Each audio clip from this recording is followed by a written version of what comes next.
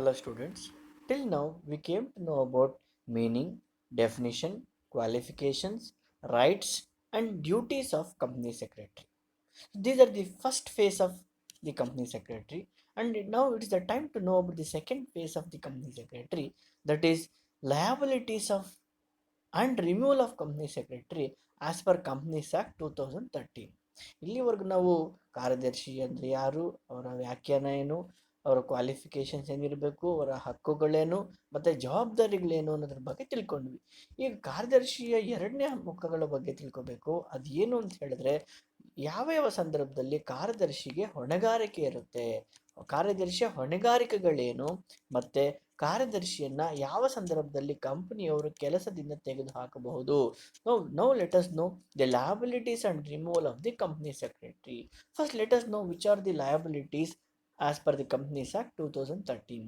The liabilities of company secretary as per Companies Act 2013 are broadly classified into two categories, that is statutory liabilities and contractual liabilities. ಅಂದರೆ company ಕಾಯ್ದೆ 2013ನೇ ಪ್ರಕಾರ ಕಾರ್ಯದರ್ಶಿಯ ಹೊಣೆಗಾರಿಕೆಗಳನ್ನು ಎರಡು ವಿಭಾಗಗಳಾಗಿ ವಿಂಗಡಿಸಿದರೆ, ಒಂದು ಶಾಸನಬದ್ಧ ಹೊಣೆಗಾರಿಕೆಗಳು ಮತ್ತು ಕಾಂಟ್ರಾಕ್ಚುಯಲ್ ಲಯಬಿಲಿಟೀಸ್ ಅಂತ ಹೇಳ್ತೀವಿ, ಅಂದರೆ ಒಡಂಬಡಿಕೆ ಜವಾಬ್ದಾರಿಗಳು ಅಂತ ಹೇಳ್ತೀವಿ.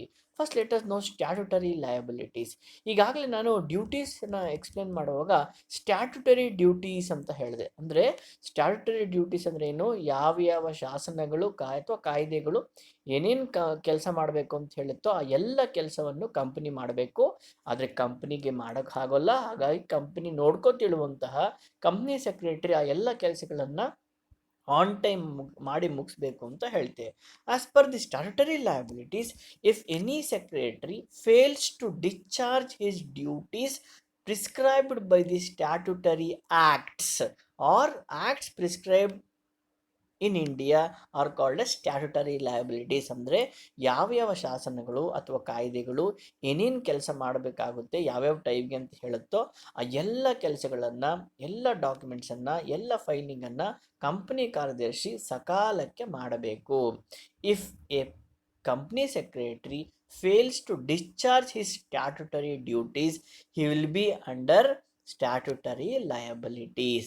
ಯಾವ ಕಾರ್ಯದರ್ಶಿಯು ಶಾಸನಬದ್ಧ ಕರ್ತವ್ಯಗಳನ್ನು ನಿಭಾಯಿಸದೇ ಇರ್ತಾನೋ ಅಥವಾ ಪೂರೈಸದೇ ಇರ್ತಾನೋ ಅಂಥ ಕಾರ್ಯದರ್ಶಿ ಶಾಸನಬದ್ಧ ಹೊಣೆಗಾರಿಕೆಗಳನ್ನು ಅವರ ಮೇಲೆ ಹಾಕೋಬೇಕಾಗಿರುತ್ತೆ. ಫಾರ್ ಎಕ್ಸಾಂಪಲ್ ಕೆಲವು ವಿಚಾರಕ್ಕೆ ಹೇಳಿದ್ರೆ, as per registrar of companies, company ಕಾಯ್ದೆ 2013ನೇ ಪ್ರಕಾರ every registrar required some documents, filing of some documents to the registrar. Company ಕಾಯ್ದೆಯ ಪ್ರಕಾರ ಕಂಪನಿಯು ಕಾಲಕಾಲಕ್ಕೆ ಕಂಪನಿಯ ಮಾಹಿತಿಯನ್ನು ರಿಜಿಸ್ಟ್ರಾರ್ಗೆ ತಲುಪಿಸಬೇಕು. ಯಾವುದ್ರ ಪ್ರಕಾರ?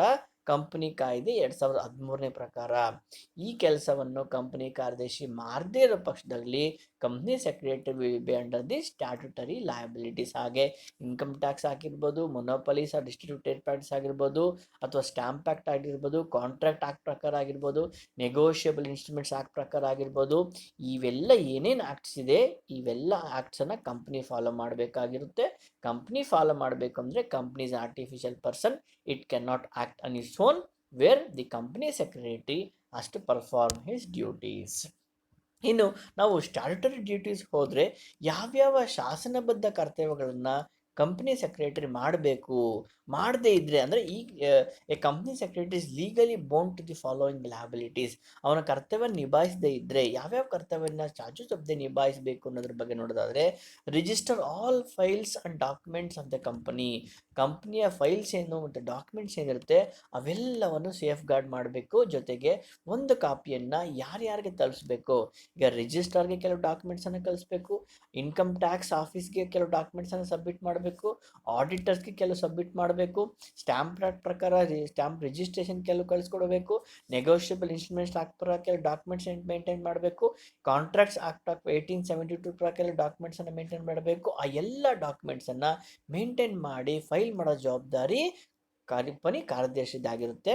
If you fails to maintain those documents you will be under statutory liabilities. ಹಾಗೆಯೇ arrange statutory meeting and prepare statutory report and submit it to the registrar of joint stock companies in due date. Statutory meeting ಅಂದ್ರೆ ಏನು? Statutory meeting is a compulsory meeting which is conducted by a public company in at once in a lifetime ಅಂತ ಹೇಳ್ತೀವಿ. Company ಶುರುವಾಗೋ ಸಂದರ್ಭದಲ್ಲಿ ಒಂದು ಶಾಸನಬದ್ಧ ಸಭೆಯನ್ನು ಮಾಡಬೇಕು, ಅದನ್ನ statutory meeting ಅಂತ ಹೇಳ್ತೀವಿ.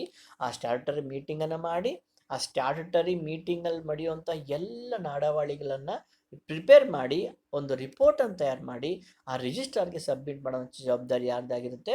ಕಂಪ್ನಿ ಸೆಕ್ರೆಟರಿದಾಗಿರುತ್ತೆ. Arrange annual general meeting in due time. As the second meeting is annual general meeting, ವಾರ್ಷಿಕ ಸಾಮಾನ್ಯ ಸಭೆ ಅಂತ ಹೇಳ್ತೀವಿ. After the end of every financial year it is a duty of the company secretary as per the companies act 2013 to prepare and to call for annual general meeting in due time. If he fails to do so, he will be under the statutory liabilities. ಹಾಗೆ ನೀವು ನೋಡ್ತಾ ಹೋದರೆ sending notice of the meeting to the participants, writing minutes of various meetings.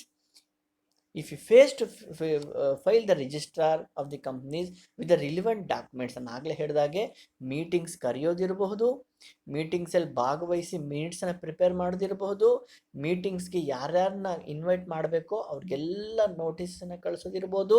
ಜೊತೆಗೆ ಇವೆಲ್ಲ ಡಾಕ್ಯುಮೆಂಟ್ಸನ್ನು ರಿಜಿಸ್ಟ್ರಾರ್ಗೆ ಒಂದು copy file ಮಾಡಬೇಕಾಗುತ್ತೆ. If any secretary fails to discharge such kind of duties he will be under statutory liabilities ಅಂತ ಹೇಳ್ತೀವಿ. ಇನ್ನು ಮುಂದಕ್ಕೆ ಹೋದರೆ directors, shareholders and debenture holders ರಿಜಿಸ್ಟರ್ಸನ್ನು ಮೇಂಟೈನ್ ಮಾಡಬೇಕಾಗಿರುತ್ತೆ. Submitting financial statements of the company and other relevant document to the registrars of the company. Company ರಿಜಿಸ್ಟ್ರಾರ್ಸ್ಗೆ ಕೆಲವು ಡಾಕ್ಯುಮೆಂಟ್ಸನ್ನು ಫೈಲ್ ಮಾಡಬೇಕಾಗ್ತಿರುತ್ತೆ. Issuing share certificates, dividend warrants and bonus share certificates to the share holders. ಶೇರ್ದಾರರಿಗೆ ಸಂಬಂಧಪಟ್ಟಂಗೆ dividend ಇರ್ಬೋದು, debenture ಹೋಲ್ಡರ್ಸ್ಗೆ interest ಸಂಬಂಧಪಟ್ಟಂಗೆ ಇರ್ಬೋದು, ಆ ಎಲ್ಲ ಮಾಹಿತಿಯನ್ನು ಸರಿಯಾಗಿ ಕೊಡಬೇಕಾಗಿರುತ್ತೆ. ಜೊತೆಗೆ documents has to be maintained. Deducting intent tax from the employee salary and pay dividend to the shareholders. ಅವ ಕಂಪ್ನಿ ಎಂಪ್ಲಾಯೀಸ್ ಯಾರಿರ್ತಾರೆ ಅವ್ರ ಹತ್ರ ಟ್ಯಾಕ್ಸ್ ಡಿಡಕ್ಟ್ ಮಾಡಿರ್ಬೋದು. ಜೊತೆಗೆ ಕಂಪ್ನಿ ಪ್ರಿಫರೆನ್ಷಿಯಲ್ ಹೋಲ್ಡರ್ಸ್ಗೆ ಲಾಭಾಂಶವನ್ನು ಕೊಡೋದಿರ್ಬೋದು. ಅವೆಲ್ಲವೂ ಸಹ ಕಂಪನಿ ಕಾರ್ಯದರ್ಶಿಯ ಶಾಸನಬದ್ಧ ಕರ್ತವ್ಯ ಆಗಿರುತ್ತೆ. ಯಾವಾಗ ಶಾಸನಬದ್ಧ ಕರ್ತವ್ಯವನ್ನು ಕಾರ್ಯದರ್ಶಿ ನಿಭಾಯಿಸದೇ ಇರೋದಕ್ಕಾಗುತ್ತೋ ಆವಾಗ company secretary will be under statutory liabilities. Appointment of company auditors and arranging books for the auditor. Company ಲೆಕ್ಕ ಪರಿಶೋಧಕರನ್ನು ಅಪಾಯಿಂಟ್ ಮಾಡ್ಕೋಬೇಕು. ವರ್ಷಾಂತದಲ್ಲಿ ಆ ಎಲ್ಲ ಬುಕ್ಸನ್ನು ಸಬ್ಮಿಟ್ ಮಾಡೋ ಜವಾಬ್ದಾರಿ ಯಾರ್ದಾಗಿರುತ್ತೆ? ಕಂಪ್ನಿ ಕಾರ್ಯದರ್ಶಿಯಾಗಿರುತ್ತೆ. And never enter into any contract or distribute any share or debenture until board of directors authorizes. Even if the company secretary is a foremost person in the administration of the company, but the entire powers of the management of a company will be in the hands of board of directors. ನಾನು ಆಗಲೇ ಹೇಳಿದೆ, ನಾನು secretary is termed as eyes, ears and hands, but the board of directors are termed as brain of the organization. ಈ company ಕಾರ್ಯದರ್ಶಿ ಏನೇ ಕೆಲಸ ಮಾಡಬೇಕಾದ್ರೂ ಅದಕ್ಕೆ ಸಮ್ಮತಿ ಸೂಚಿಸಬೇಕಾಗಿರುವಂಥವ್ರು ಯಾರು? ನಿರ್ದೇಶಕರ ಮಂಡಳಿ ಆಗಿರುತ್ತೆ.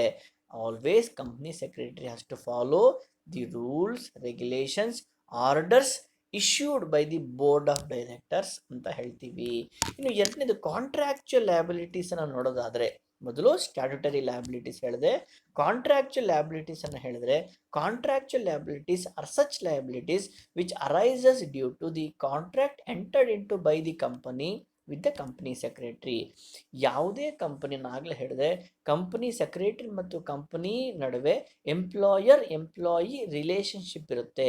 ಯಾವಾಗ ಕಂಪನಿಯವರು ಕಾರ್ಯದರ್ಶಿಯನ್ನು ಅಪಾಯಿಂಟ್ಮೆಂಟ್ ಮಾಡ್ಕೋತಾರೋ ಆಗ ಕಂಪನಿ ಒಂದು ಅಗ್ರಿಮೆಂಟನ್ನು ಪ್ರಿಪೇರ್ ಮಾಡುತ್ತೆ ಅಥವಾ ಕಾಂಟ್ರಾಕ್ಟನ್ನು ಪ್ರಿಪೇರ್ ಮಾಡುತ್ತೆ. In such contracts the company prescribes the duties which has to be performed by the company secretary.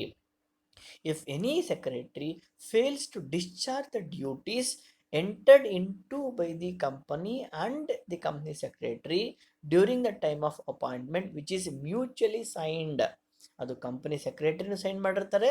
ಕಂಪ್ನಿಯಲ್ಲಿ ಕಂಪ್ನಿ ಸೆಕ್ರೆಟರಿನ ಯಾರು ಅಪಾಯಿಂಟ್ಮೆಂಟ್ ಮಾಡ್ಕೋತಾರೋ ಅವರು ಅದಕ್ಕೆ ಸಹಿ ಹಾಕಿರ್ತಾರೆ. ಆ ಎಲ್ಲ ಆ ಕಾಂಟ್ರಾಕ್ಟಲ್ಲಿ ಏನೇನು ಕೆಲಸ ಇರುತ್ತೋ ಆ ಎಲ್ಲವನ್ನು ಮಾಡಬೇಕಾಗಿರೋ ಜವಾಬ್ದಾರಿ ಯಾರ್ದಾಗಿರುತ್ತೆ? ಕಂಪ್ನಿ ಸೆಕ್ರೆಟರಿದಾಗಿರುತ್ತೆ. If any company secretary fails to discharge contractual liabilities, he will be under the contractual liability. ಇನ್ನು ಕಾಂಟ್ರಾಕ್ಚುಯಲ್ ಲಯಬಿಲಿಟೀಸ್ ಯಾವ್ಯಾವ್ದು ಬರಬಹುದು ಅಂತಂತಂದರೆ, ಈ must carry out the orders given by the directors. ಆಗಲೇ ಹೇಳಿದಾಗೆ ಕಾರ್ಯದರ್ಶಿ ಯಾರು ಕೈ ಕೆಳಗೆ ಕೆಲಸ ಮಾಡ್ತಿರ್ತಾರೆ ಅಂದರೆ ನಿರ್ದೇಶಕರ ಕೆಳಗೆ ಕೆಲಸ ಮಾಡ್ತಿರ್ತಾರೆ. ನಿರ್ದೇಶಕರು ಹೇಳೋ ಹಾಗೆ ಕೆಲಸ ಮಾಡಬೇಕು. ಇಲ್ಲ ಅಂದರೆ ಕಾಂಟ್ರಾಕ್ಚುಯಲ್ ಲಯಬಿಲಿಟೀಸ್ ಅಲ್ಲಿ ಬರ್ತಾರೆ. And he must carry out the obligations of the service agreement with the company. ಅಂದರೆ ಕಂಪ್ನಿ ಜೊತೆ ಏನು ಒಡಂಬಡಿಕೆ ಮಾಡ್ಕೊಂಡಿರ್ತಾರೆ ಆ ಎಲ್ಲ ಕೆಲಸಗಳನ್ನು ಮಾಡಬೇಕು.